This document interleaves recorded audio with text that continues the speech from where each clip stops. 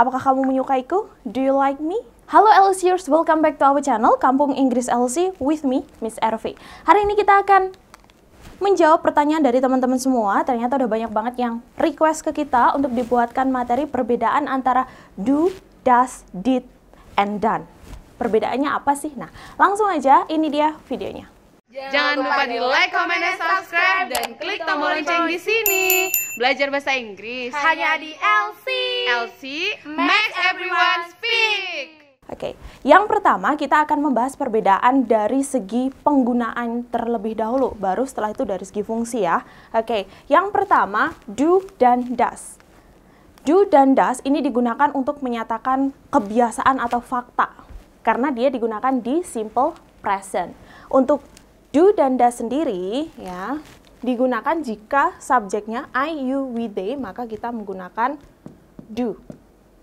Sementara kalau untuk he, she, it, kita menggunakan does. Bedanya di situ. Ya. Contohnya nih, kalau kita pengen membuat kalimat pertanyaan. Oke. Do. Kemudian ingat, do harus diikuti dengan salah satu ini. Subjeknya I, you, we, ataupun they. Do you like me? Nah, contohnya seperti itu. Apakah kamu menyukaiku? Do you like me? Do you like eat noodles? Do you like apa yang kalian suka gitu ya. Oke, yang pertama jangan lupa ingat do, dan setelah do ataupun does dia harus diikuti dengan verb 1. Oke. Atau lagi do you smoke? Do you smoke artinya kalian bertanya, apakah kamu tuh terbiasa merokok, kebiasaan kamu tuh apakah merokok? Makna konteks kalimatnya tuh seperti itu. Jadi jika kalian bertanya menggunakan do ataupun does, maknanya adalah kalian bertanya tentang kebiasaan orang itu apa, gitu. Oke, contoh lagi, does he smoke? Nah, apakah dia itu merokok? Ingat ya, kenapa kita menggunakan does? Karena subjeknya adalah he, dan setelah does dia diikuti dengan verb 1. Perbedaannya di situ. Itu untuk kalimat tanya. Nah, kalau untuk kalimat positifnya seperti apa? Kalimat positifnya contoh dari kata ini. Does he smoke? Berarti menjadi he smokes saja. Does-nya menghilang. Seperti ini. Kok bisa? Nah, bagi kalian yang masih bingung, ini adalah rumus simple present. Nah, aku akan menyertakan videonya di link ini karena di video kali ini aku hanya akan fokus membahas perbedaan antara do, does, did, and done. Itu aja ya fokusnya. Oke. Kemudian next kita ke did. Kalau did, dia digunakan untuk menyatakan kejadian yang terjadi di masa lampau. Yang terjadi nggak sekarang gitu contohnya. Boleh tadi pagi, boleh 1 jam yang lalu. Nah, intinya kejadiannya itu nggak sekarang. Dan untuk did, dia digunakan untuk semua subjek, nggak ada perbedaan. Kalau tadi do, dia hanya digunakan untuk subjek I, you, we, they. Sementara does, he, she, it. Tapi kalau did, dia untuk semuanya. I, you, we, they, he, she, it. Oke, ini semuanya menggunakan did. Contohnya, apakah kamu mengunjungiku kemarin? Nah, contohnya seperti itu. Did you visit me yesterday? Contohnya.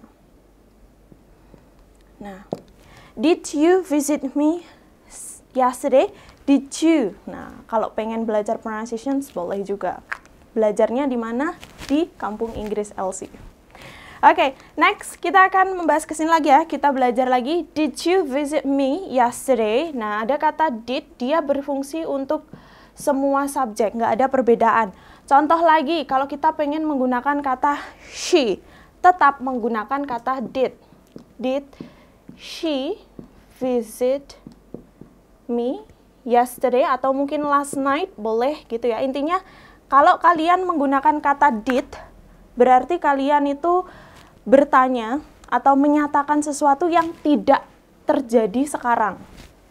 Boleh tadi malam, last night, kemudian minggu lalu, tahun lalu. Nah, ini digunakan untuk konteks simple past. sama juga, kalau kalian masih bingung tentang simple past, ini videonya sudah ada, sudah aku sertakan di sini. Bisa kalian klik, bisa kalian pelajari ya. Oke, itu tadi perbedaan antara do, does, dan did. Kemudian yang done itu seperti apa? Untuk yang done, penggunaannya seperti ini. Selanjutnya kita akan masuk membahas tentang penggunaan done.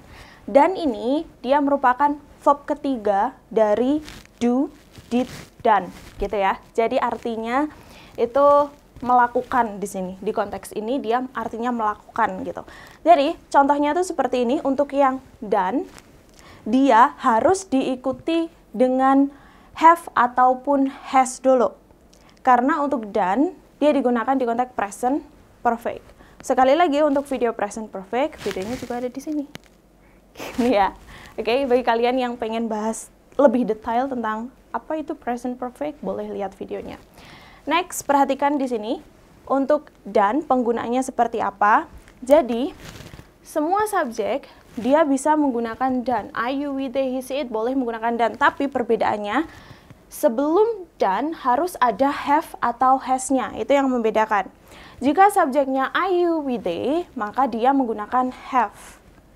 Contohnya, I have done. Aku sudah selesai mengerjakan contoh I have done my homework.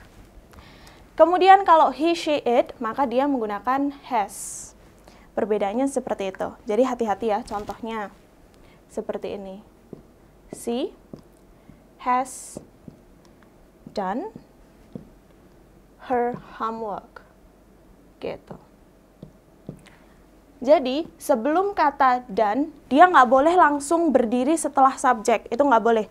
Bedanya kalau yang do, does, dan did tadi, dia setelah subjek boleh langsung diikuti dengan do, does, ataupun did. Tapi untuk yang done, dia harus menggunakan auxiliary verb dulu, have ataupun has. Dan auxiliary verbnya juga tergantung pada subjeknya. Subjek I, you, we, they menggunakan have, sementara untuk he, she, it, dia menggunakan has. Contohnya, she has done her homework. Kenapa menggunakan has? Karena subjeknya adalah she. Kalau kita ganti subjeknya menjadi they, maka di sini seharusnya ada have. Good. Have done. Nah, seperti ini. Their homework contohnya. Nah, ini homework bacanya. Seperti itu ya. Jadi, they have done their homework. Seperti itu. Untuk membuat teman-teman semua lebih paham, di sini aku sudah menyiapkan exercise ya. Coba kita kerjakan bareng-bareng. Oke, yang pertama ada soal bla bla bla, you wake up at 6 o'clock. Kira-kira diisi dengan do, does, did, ataupun done. Jawabannya? Oke. Perhatikan, di sini ada subjek you. Berarti dia kemudian dia juga menanyakan kebiasaan, apakah kamu biasa bangun jam 6 gitu, maka kita menggunakan do. Good. Gitu. Do you wake up at 6 o'clock? Kemudian yang kedua, ada kata you go to Paris last year, kira-kira diisi dengan do, does, did, ataupun done. Coba kalian pause video ini, kemudian kalian jawab semuanya, nanti kita cocokkan bareng-bareng. Oke, ya. Langsung aja kita bahas yang pertama. Oke, yang kedua ya. You go to Paris last year. Perhatikan, ada kata last year, berarti nggak sekarang. Menyatakan sesuatu yang sudah lampau. Berarti kalau sesuatu yang sudah lampau, kita menggunakan good, did. Oke, did you go to Paris last year? Gitu. Oke, kemudian kita masuk ke pertanyaan yang ketiga. See, bla bla bla, not buy a car. Di sini tidak ada keterangan yang menyatakan tahun lalu. Nah, berarti dia menyatakan kejadian yang terjadi kapan aja, gitu. Oke, nggak tahun lalu, gitu. Oke, kira-kira kalau untuk see, bla bla bla, not buy a car, menggunakan do, does, did, atau done. Perhatikan subjeknya, di sini kita memiliki subjek she. Jika subjeknya she, maka kita nggak boleh menggunakan do ataupun done. Kita eliminasi yang dua ini, do ataupun done, sudah pasti kita eliminasi ya. Karena yang pertama, kalau done tadi, dia nggak boleh langsung setelah subjek. Kemudian yang kedua, ada kata does dan did. Bisa nih masuk did-nya. Tetapi, di sini tidak ada yang mengindikasikan kejadian lampau, nggak ada keterangan masa lampaunya. Berarti juga did tereliminasi. Berarti satu-satunya jawaban adalah good. Does. She doesn't buy a car. Atau she does not buy a car. Gitu ya.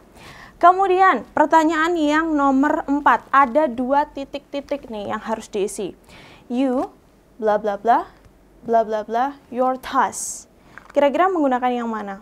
Kalau ada 2 berarti sudah pasti yang ini tadi ya. Ingat? Oke, good. Kemudian, kalau untuk you, sebelum you tadi kita memiliki have atau has. Kalau subjeknya you, berarti menggunakan yang have. Oke, good. Berarti you have baru diikuti dengan verb 3, done. You have done your task. Artinya, kamu tuh udah menyelesaikan tugasmu, gitu loh. Kemudian, next, yang kelima. Juga ada 2 yang harus diisi, bla bla bla. See, kemudian ada titik-titik lagi, her job, kemudian tanda tanya. Nah, untuk yang nomor 5 ini, I will challenge you. Aku akan menantang kalian semua untuk menulis jawabannya di kolom komentar. Nanti aku cek, kira-kira kalian udah paham atau belum dengan materi ini ya. Oke, itu tadi pembelajaran kita untuk hari ini. Semoga ilmunya bermanfaat dan jangan lupa untuk share video ini biar makin banyak yang bisa bahasa Inggrisnya. See you in the next video. Bye-bye.